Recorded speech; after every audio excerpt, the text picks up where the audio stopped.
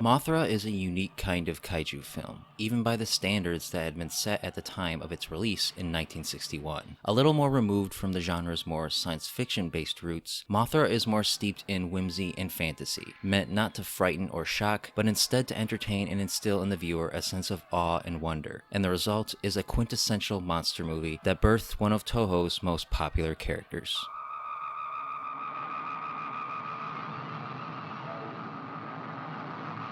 Essentially the Japanese equivalent of King Kong, Mothra opens with the discovery of a mysterious civilization on what was thought to be an uninhabited island. An expedition led by the obviously villainous Clark Nelson comes across two twin girls the size of dolls, who are kidnapped from their island home and forced into slavery. While our heroes do their best to rescue them, it turns out an even greater force is on the way. Mothra, a giant moth that the natives worship and has a psychic connection to the twins. It then becomes a race against time to free the girls before Mothra arrives, causing untold amounts of destruction along the way.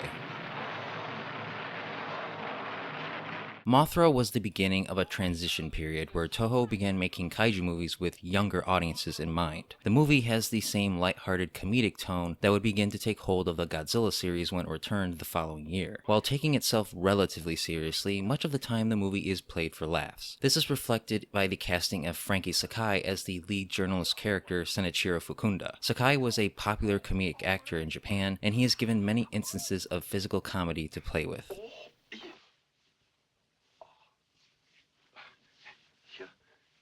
Little mouse. The other standout character is Nelson, played by Jerry Ito. His character is so over-the-top evil that you instantly know just by looking at his smarmy face. There's no nuance to him, but he makes for a great human villain to root against. And that's one of the many ways Mothra stands out against other monster movies. It has an above-average cast of characters that are actively involved with the plot all the way through. They are genuinely likable, which is a good thing because this movie is remarkably restrained. Despite the title, Mothra clearly isn't the focus here. It's the Shabajin, played by twin sisters Yumi and Emi Ito. All of the drama centers around them, with Mothra merely their reaction to their kidnapping. Thus, mayhem and destruction are not a priority with this film, so anyone going in expecting Godzilla levels of destruction may be disappointed.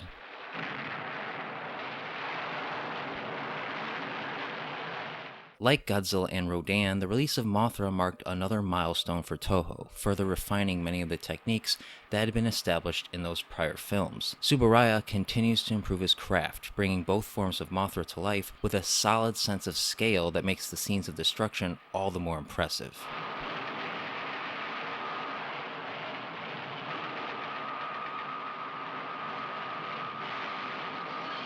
Ishiro Honda's direction keeps what is admittedly a very outlandish premise grounded, humorous, and always engaging. And much like the original Gojira, the film doesn't shy away from the politics of its era. The fictional country of Rolisica, with its reckless abuse of atomic power, is a not-so-subtle substitute for the United States, making the film a biting satire of the Western ideals of capitalism that had been influencing and rebuilding Japan at the time. It is an understatement to say that Mothra had a momentous impact on both Toho and the kaiju genre. The movie was a huge hit in Japan, and Mothra would go on to become the second most popular monster behind only Godzilla. In many ways his polar opposite, she is one of the few purely virtuous monsters, a creature of beauty that doesn't set out to destroy, only doing so if she or her people are threatened. In this way, she brought a distinctly gentler and more feminine perspective to the genre, making her one of the most distinct kaiju ever conceived.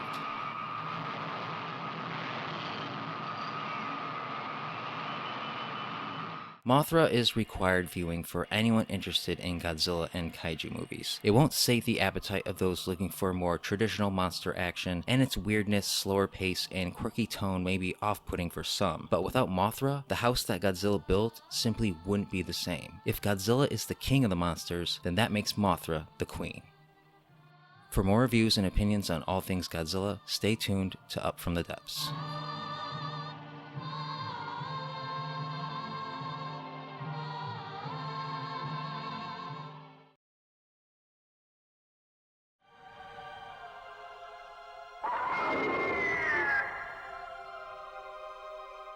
Following the conclusion of the Heisei Godzilla series in 1995, and with Mothra vs. Godzilla having proven to be its most popular entry, Toho decided to reboot the character with her own standalone film, her first since the 1961 original. This time, however, she was updated with new powers and given a new backstory more in line with the Heisei era's aesthetic. The result was Rebirth of Mothra, the first in what would be a trilogy of films that transforms Mothra into a full-blown superhero, for better and for worse.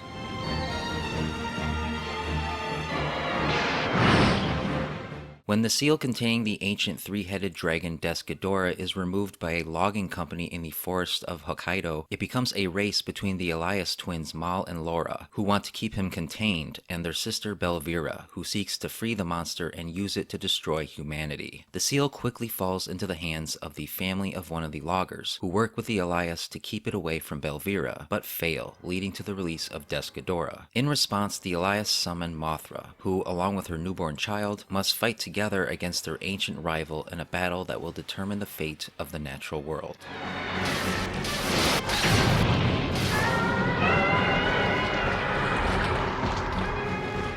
Depending on your taste, Rebirth of Mothra is either a colorful, action-filled new take on a classic character, or a reboot that forgets what made the original one of the more unique monster movies ever made. Much of the monster and her core mythology has been changed, some for the better and some for the worse, and all of it for the benefit of its target audience, namely children. The result is an extremely flawed film that may be too stomach-churningly whimsical for certain older audiences, but thanks to some decent action scenes and a Mothra-focused narrative that adds new dimensions to the character, those with the fortitude for it may well find themselves quite entertained.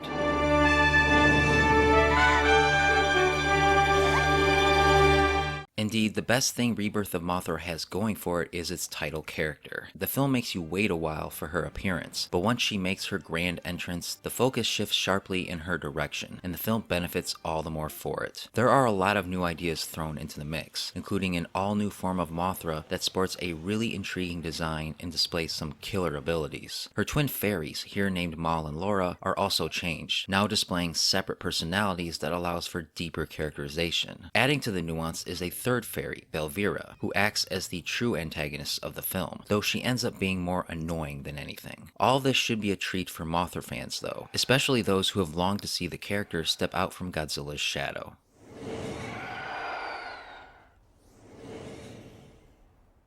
Unfortunately, the film around her doesn't quite live up to its potential. The simple narrative is hampered by a small cast of human characters, half of them children, and all of them given the barest of characterization. The overworked father, the frustrated mother, the kids who won't stop fighting, it's all tropes you've seen before, and the actors do what they can. But without even the slightest bit of depth, they end up being vessels to fill time and nothing more. The only standout performances are those of the twin fairies, here called the Elias, played by Megumi Kobayashi and Sayaka Yamaguchi. They are given more dramatic scenery to chew than any prior versions of the characters, including a few catchy new songs, of course.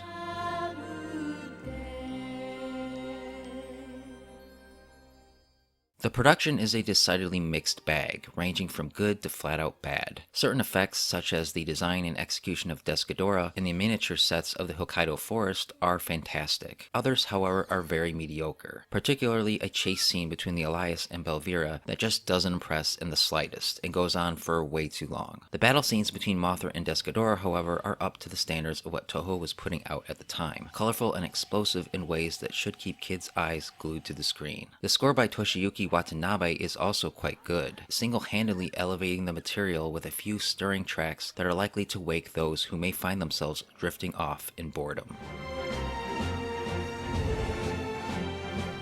Rebirth of Mothra is a movie that feels like it should be better than it is. While by no means terrible, its lack of interesting characters and severe pacing issues in the first half make for a very dull viewing experience that finally gets better once Mothra enters the picture, and by then it may be too little too late for some. Still, there is some compelling new material here for fans to get into. Desghidorah is a great antagonistic force, even if he doesn't end up doing much, and the battle scenes between him and Mothra are pretty exciting at certain moments. More than anything though, it's just refreshing to see Mothra step away from the Godzilla series and do her own thing, and to that end the film succeeds, providing a solid framework with which to develop future installments. Kaiju fans and Mothra enthusiasts should definitely check it out, while everyone else may find it more trouble than it's worth. For more reviews and opinions on all things Mothra, subscribe and stay tuned to Up From the Depths.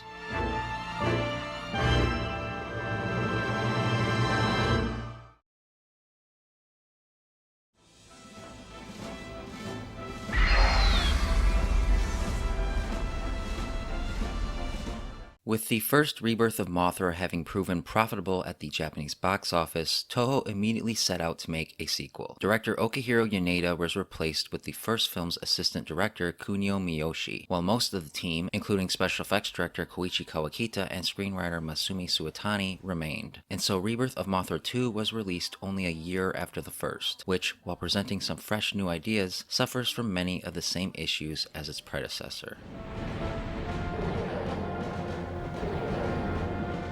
When three children happen upon a strange small furry creature, they find themselves drawn into a conflict between the Elias twins Mal and Laura and their evil sister Belvira, who is seeking a treasure of a lost underwater civilization called Nirai Kanai, so that she may unleash the monster Dagara to punish mankind for polluting the environment. With Dagara rampaging across Japan, the Elias call upon Mothra Leo to stop him, while they, with the help of their human allies, race to stop Belvira from fulfilling her plans.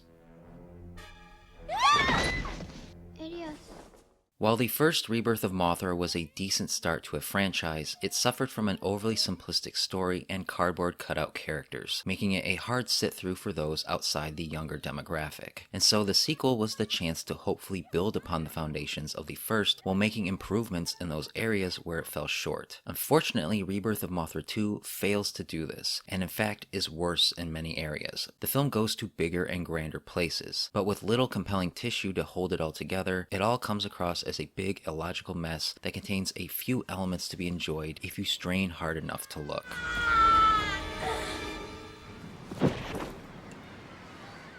The biggest thing holding Rebirth of Mothra II back is the way it doubles its focus on its child characters. This in itself isn't necessarily a negative, but the way the film focuses on kid-friendly antics at the expense of almost any semblance of sanity robs the film of the grandiosity that Mothra deserves. There are virtually no adult characters in the film, and the few that are exist merely as comic relief fodder. With that said, the three children here are more interesting than the brother-sister combo in the prior film, displaying at least some semblance of personality, at least at first. But when the adventure gets going, they become blank slate human anchors in a plot that indulges in a little too much random wacky craziness for its own good. That leaves the Elias as the last point of engagement, but they feel oddly sidelined here, mere spectators to the story who exist only to summon Mothra, and that's it.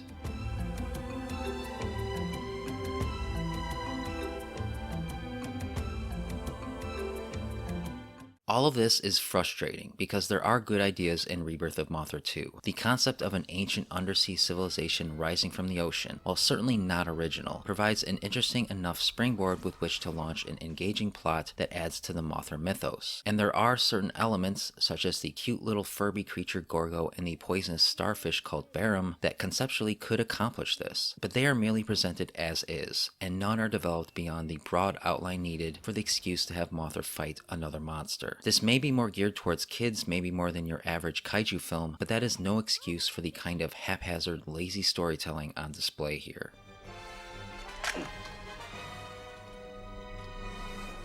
That leaves Mothra, and even her, or should I say he, feels underutilized. First off, turning Mothra male feels like a mistake that robs the character of the femininity that made her so unique amongst Toho's pantheon of monsters. And worse is that it's arbitrary, because the gender swap is never played with within the narrative. That complaint aside, the Mothra Leo design is still awesome, and Aqua Mothra is cool, though its execution leaves a little to be desired. The same can't be said for Dagara, the film's villainous kaiju. With regards to both design and execution, it comes off as incredibly bland, cheap, and uninspiring. There's nothing memorable about him, which makes the fight scenes between him and Mothra more boring than they ought to be.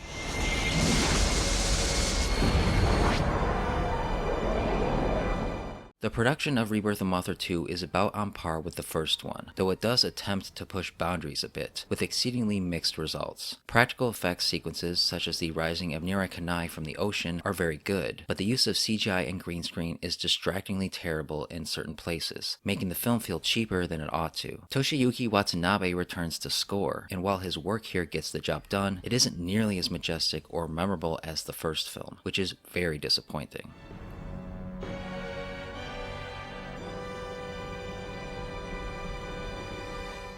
Rebirth of Mothra II is a disappointing follow-up to the first film that not only fails to improve on its predecessor's faults, but doubles down on them in ways that make it hard to sit through. There are some compelling ideas, but without any semblance of narrative logic or structure holding it together, it all becomes fluffy nonsense. In a sense, the film is cinematic cotton candy, all sugar and no substance. Kids of a certain age are likely to eat it up, but everyone else will be lost or bored trying to keep up with what is going on. It has its moments, but even diehard Mothra fans may struggle to find some value here. For more reviews and opinions on all things Mothra, subscribe and stay tuned to Up From the Depths.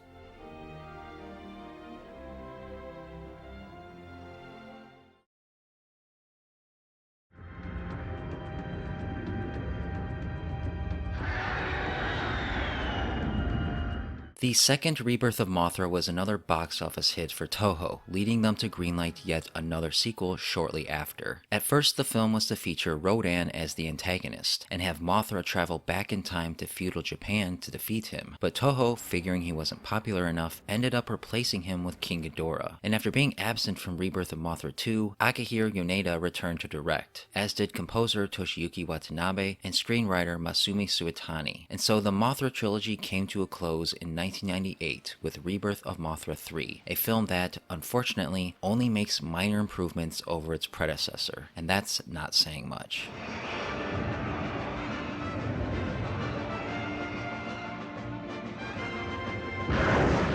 The three-headed King of Terror, King Ghidorah, arrives on Earth to destroy the planet and consume the life force of its children, forcing the Elias twins Mal and Laura to summon Mothra to save the world once again. However, Ghidorah proves much too powerful, and in a last-ditch effort, Mal sacrifices herself to send Mothra back in time to the Cretaceous period, to destroy Ghidorah before he can wreak havoc in the present, while at the same time a young boy does whatever it takes to save not only her sister Laura, but his own siblings before they are consumed by the power-hungry monster.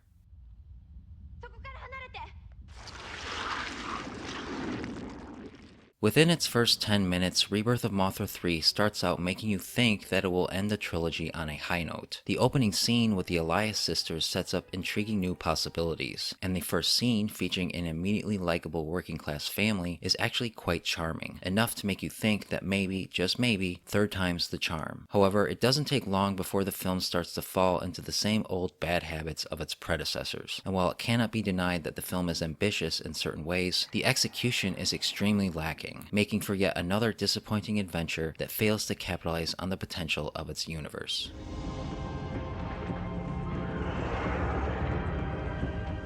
Like the previous two films, the biggest issue holding Rebirth of Mothra III back is its catering to children at the expense of any sense of meaning or logic. Yes, these movies are for kids, but that is no excuse for the kind of haphazard storytelling on display. This is late Showa era Gamera level filmmaking here, which is ironic considering the incredible critical surge Gamera was seeing at the same time. This is not to say that the film is complete trash. It never quite reaches the lows of Rebirth of Mothra II, but like that film, all the compelling ideas, of which there are a lot, are wasted on empty spectacle at the expense of everything else.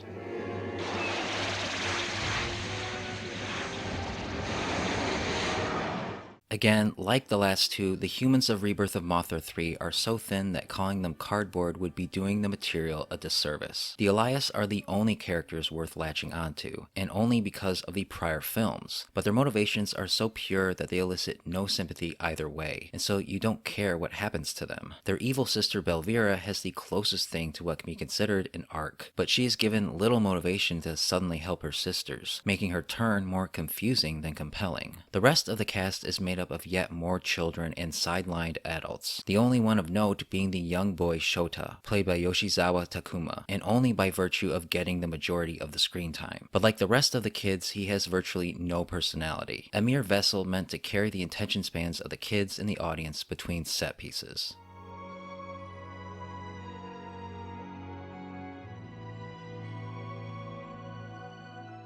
And Rebirth of Mothra III certainly isn't lacking in set pieces. Ghidorah makes his first appearance within the first 10 minutes, and Mothra shortly after, and from there the film bounces between action of varying degrees across multiple timelines. This sounds awesome, and with a better story it would be, but like everything else in the film, it never reaches its potential. Mothra is given yet another new form, the design and execution of which is quite underwhelming. Ghidorah on the other hand fares a little better, given another brand spanking new design that, while pretty cool, is a little on the stiff side. The fights between them have some good moments, but like the previous films are limited mostly to spamming beam attacks. It was fun the first time, but now it gets old fast.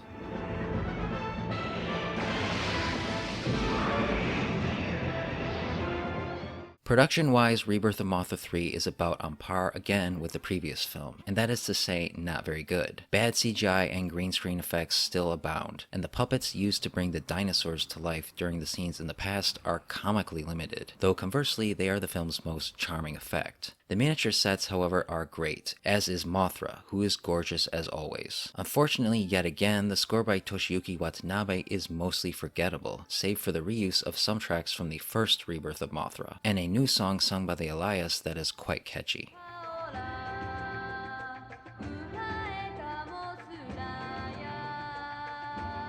Rebirth of Mothra III is a disappointing conclusion to a trilogy of mostly wasted potential. While slightly more interesting thanks to a wacky time travel plot, it amounts to nothing more but more substandard monster fights interspersed with scenes of kids doing things of no substance to fill for time. On the most superficial level and with the right people, the film can be enjoyable. Otherwise, it's mostly a bore. It's really too bad, because when you stop and consider just how much potential a solo Mothra series has, there is simply no denying that this film, as well as its predecessors, is a giant missed opportunity. For more reviews and opinions on all things Mothra, subscribe and stay tuned to Up From the Depths.